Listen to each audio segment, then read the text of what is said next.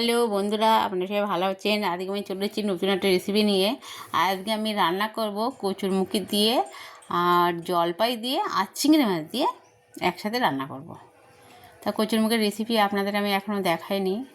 একবার রান্না করে যেটা সেটা তো বারবার দেখানো যায় না, তো আমি এগুলো নিয়ে নিয়েছি। আর এখানে আমি কড়াইতে তেল দিয়েছি, তেলটা গরম হয়ে গেছে, মাছগুলো লবণ হলুদ মাখিয়ে দিয়ে দিয়েছি। মাছগুলোকে একটু কড়া করে ভাজা করে নেবো, চিংড়ি মাছগুলো। তা কচুরমুখী দিয়ে কিন্তু চিংড়ি মাছ রান্না করা হয়, কিন্তু ওই জলপাইটা দেওয়া হয় না, সবাই দেয় না। তো আমি দিলাম যদি কচুরমুখী যাদের গালও লাগে, যারা কচু বা খেতে পারে না, কচুরমুখী খেতে পারে না, যাদের মনে করে গাল ধরে, তারা কিন্তু যদি এই জলপাই দিয়ে বা তেঁতুল দিয়ে এগুলো বানিয়ে খায়, তাহলে কিন্তু গালও লাগবে না, আবার এদিকে সুন্দরভাবে খেতে পারবে তরকারিটা। তো দেখুন আমি চিংড়ি মাছগুলো সব ভাজা করে নিয়েছি। আর এখানে আমি জিরে ফোড়ন দিয়ে দিচ্ছি আর দিচ্ছি দুটো তেজপাতা। আপনারা চাইলে এখানে পাঁচ ফোড়নটা দিতে পারেন।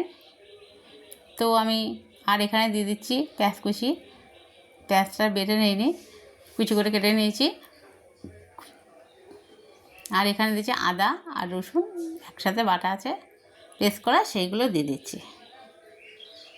তো খুব মজার একটা তরকারি, এটা খেতে আমরা সবাই ভীষণ ভালোবাসি, কিন্তু খাই না, যদি গাল ধরে, গাল চুলকায়, সেই জন্য। কিন্তু আপনারা যদি জলপাইটা বা যাদের জলপাই নেই কাছে বা তেঁতুল, এখন তো জলপাইয়ের সময়, আপনারা যদি এইভাবে রান্না করে খান বন্ধুরা, দেখবেন কতটা ভালো, কতটা সুন্দর লাগবে, ধারণার বাইরে।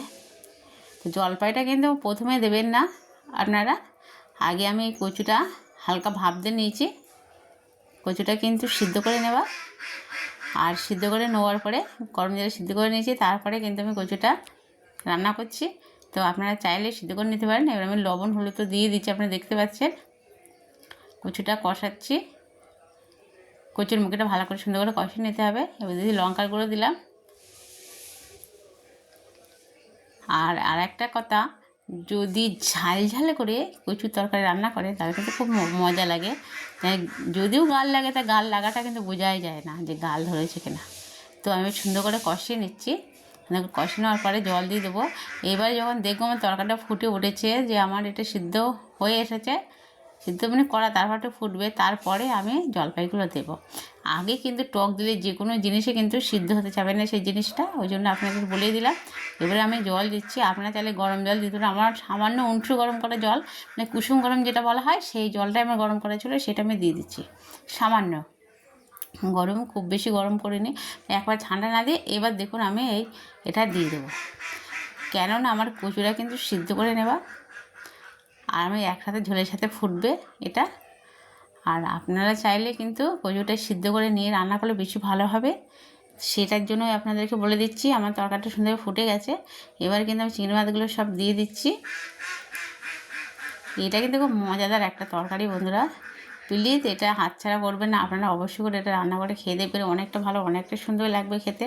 আমি আবার একটু ঢাকা দিয়ে দিচ্ছি, সুন্দরভাবে এটা আরেকটু ভালোভাবে ফুটে যাচ্ছে। তো আবার আমি আগলা করে নিয়েছি। এই দেখুন কত সুন্দর একটা কালার চলে এসেছে। এবার আমার কিছু মশলা দিতে বাকি আছে। ধনের গুঁড়ো দিয়ে দিলাম, এটা কিন্তু ভাজা ধনের গুঁড়ো, জিরের গুঁড়ো দিয়ে দিলাম, সবগুলো ভেজে গুঁড়ো করে রাখা বন্ধুরা, অনেক ভালো লাগে খেতে, অনেক মজা লাগে। আর তরকারিটা নামানোর আগে এটা দিয়ে যে তরকারি নামানো হয় বন্ধুরা, তা এতটা সুন্দর লাগে তা আপনি ভাবতেই পারবেন না, এতটা ভালো লাগে। তো আমার কিন্তু তরকারিটা হয়ে গেছে, নামিয়ে নিয়েছি। দেখুন কত সুন্দর একটা কালার এসেছে বন্ধুরা।